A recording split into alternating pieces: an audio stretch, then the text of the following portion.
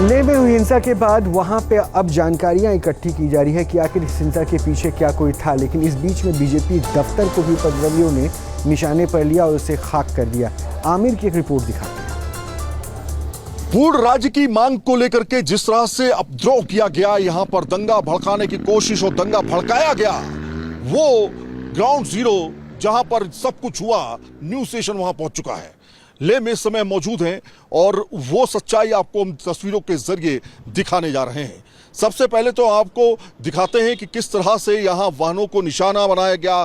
4 लोगों की मौत की अभी तक पुष्टि हुई है और 77 लोग घायल हैं। लेकिन आप देखिए, ये वही रोड थी जहाँ पर जो सुरक्षा टुकड़ी है उसको बकायदा यहाँ पर निशाना बना करके उसके वाहन को यहाँ पर जलाकर फूंक दिया गया। आखिर ये किस तरह की मांग है? आखिर वो कौन लोग थे जो उपद्रव करना चाह रहे थे, जो एक तरह से एक मॉड्यूल की तरीके से आए, एक नए तरीके से उन्होंने उपद्रव किया और अचानक वो गायब भी हो जाते हैं। कई लोगों को रडार पे लिया गया है, पुलिस इन्वेस्टिगेशन लगातार की जा रही है। कई लोगों को बताया जा रहा है कि कुछ हिरासत में लिए गए हैं और उनसे पूछताछ की जा रही है। लेकिन यहाँ पे आप तस्वीरें देखेंगे किस तरह से यहां पर उपद्रव मचाया गया। पूरे इस इलाके में तांडव एक तरह से देखने को मिला लेह के इस रोड के ऊपर। और तस्वीरें आपको साफ तौर पे हम दिखा रहे हैं किस तरह से जो सीआरपीएफ की जो टुकड़ी है उसके जो वाहन है उसको यहां पर आप देख सकते हैं निशाना बनाया गया। जब यहां पर दंगा रोकने के लिए बकायदा यहाँ पर प्रदर्शन को रोकने के लिए, उपद्रव को रोकने के लिए बकायदा यहाँ पर फोर्सेस तैनात की गई, तो इस तरह से उनको उनके वाहनों को फूंका गया। लेकिन एक और तस्वीर जो आपको सोचने पे मजबूर कर देगी कि आखिर ऐसा क्यों हुआ, कैसे हुआ। ये एक तस्वीर जो आप देख रहे हैं, ये आप बोर्ड देखिए पहले, ये बीजेपी का दफ्तर है। ये जो बीजेपी का दफ्तर है यहाँ पर भी तोड़फोड़ हुई। किस तरह से तोड़फोड़ हुई, अभी इस पूरे इलाके में हम लगातार आपको तस्वीरें दिखा रहे हैं। और यहाँ पर भी गाड़ियों को फूंका गया। आपको तस्वीरों के जरिए हम दिखाते हैं। यहाँ पे हालांकि जाने से रोका जा रहा है, क्यों जाने से रोका जा रहा है ये भी अपने आप में सवाल है। लेकिन आप तस्वीरों के माध्यम से आपको हम दिखाने की कोशिश करते हैं कि देखिए बकायदा यहाँ पर इसको बैरिकेड किया जा रहा है, बकायदा यहाँ इसको बंद किया जा रहा है। लेकिन हम बाहर से ही आपको तस्वीरें दिखाएंगे कि किस तरह से बीजेपी के दफ्तर को जो है वो यहाँ पर निशाना बनाया गया। हम अंदर नहीं जा रहे हैं, आप अंदर जाने क्यों नहीं दे रहे हैं? हम अंदर नहीं जा रहे हैं। आप देखिए यहाँ से गेट बंद कर दिया गया है और गेट बंद करके हमें अंदर नहीं जा रहे हैं। हम गेट के अंदर नहीं जा रहे हैं। आप सच्चाई को नहीं छुपा सकते हैं। तो यहाँ पे गेट देखिए, गेट पर हम खड़े हैं इस समय। हमारे लिए यहाँ पर हमको कह दिया गया अंदर नहीं जा सकते हैं। और यहाँ पे आपको देखिए, हम विजय से कहेंगे कोशिश करके थोड़ा तस्वीरें दिखाएं। यहाँ पे अंदर की तस्वीरें आप देखिए, ये अंदर जो गाड़ियाँ फूकी हैं वो तस्वीरें दिखाएं। वो आपको यहाँ पर गेट के माध्यम से हम थोड़ी सी जो तस्वीरें हो सकती हैं वो आपको यहाँ से दिखाने की कोशिश कर रहे हैं कि किस तरह से बाकायदा अध्यक्ष का कमरा फूका गया, बाकायदा उनकी गाड़ियां फूकी गई बीजेपी अध्यक्ष का। और तमाम जो ये हेडक्वार्टर है, सोचिए ज़रा हेडक्वार्टर का क्या हाल किया गया।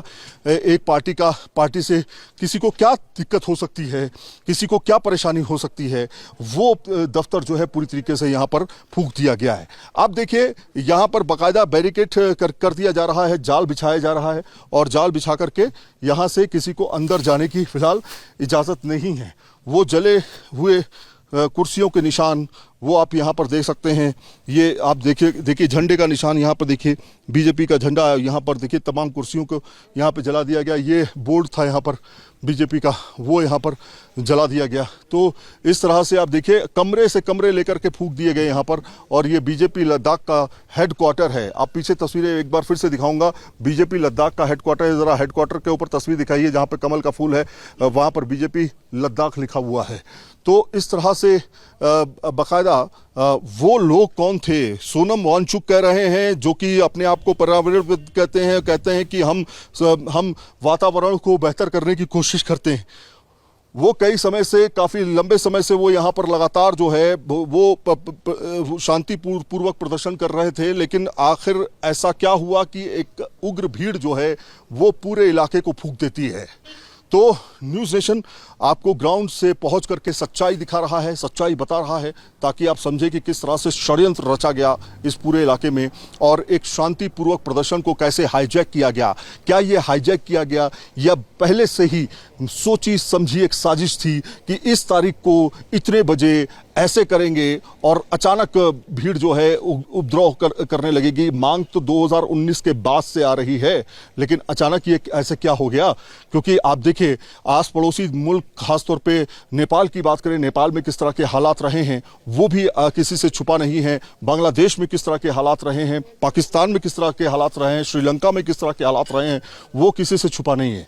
लेकिन उस तरह के मॉड्यूल को अपना करके देश में इस तरह की अशांति फैलाना अपने आप में एक बहुत बड़ा साजिश माना जा सकता है। वीडियो जर्नलिस्ट राकेश चौहान के साथ सैयद आमिर हुसैन, न्यूज नेशन। जहां भक्ति है हर शब्द में, कथाओं में छुपे हैं दिव्य रहस्य और ज्योतिष देता है जीवन को दिशा। धर्म से जुड़ी हर बातों को जानने के लिए हमारे चैनल स्तुति को सब्सक्राइब करें।